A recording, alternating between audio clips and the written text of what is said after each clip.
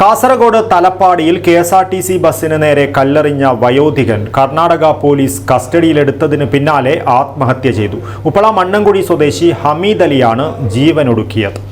കേരള കർണാടക അതിർത്തിയിലെ തലപ്പാടിയിലാണ് സംഭവം. ഉപ്പള മണ്ണൻകുഴി സ്വദേശി ഹമീദ് അലി 4ഓളം ബസ്സുകൾക്ക് നേരെ കൈകാണിച്ചുവെങ്കിലും ബസ്സുകൾ നിർത്തുവാൻ തയ്യാറായില്ല.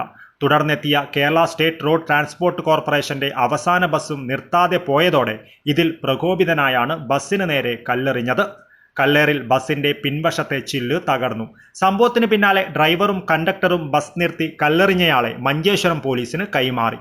അന്വേഷണത്തിൽ സംഭവം നടന്ന സ്ഥലം കർണാടകയിലെ ഉള്ളാൾ പോലീസ് സ്റ്റേഷന്റെ അധികാര പരിധിയിൽപ്പെടുന്നതാണെന്ന് വ്യക്തമായതോടെ കേസ് ഉള്ളാൾ പോലീസ് സ്റ്റേഷനിലേക്ക് കൈമാറി. തുടർന്ന് മഞ്ചേശ്വരം പോലീസ് അബ്ദുൽ ഹമീദിനോട് ഉള്ളാൾ പോലീസ് സ്റ്റേഷനിൽ ഹാജരാകുവാൻ നിർദ്ദേശിച്ചു.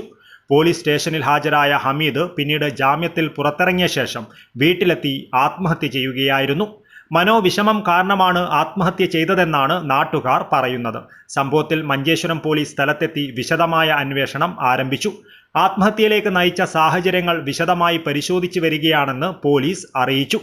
അതേസമയം അതിർത്തി പ്രദേശങ്ങളിലെ പോലീസ് അധികാരപരിധി സംബന്ധിച്ചുള്ള ആശയക്കുഴപ്പങ്ങളും ബസ് സ്റ്റോപ്പുകളിൽ ബസ്സുകൾ നിർത്താത്തതുമായി ബന്ധപ്പെട്ട ഗതാഗത പ്രശ്നങ്ങളും ഈ സംഭവത്തോടെ വീണ്ടും വലിയ ചർച്ചയായി മാറിയിരിക്കുകയാണ്. Abdul Rahman Udyavar, news bureau, Manjeshwaram.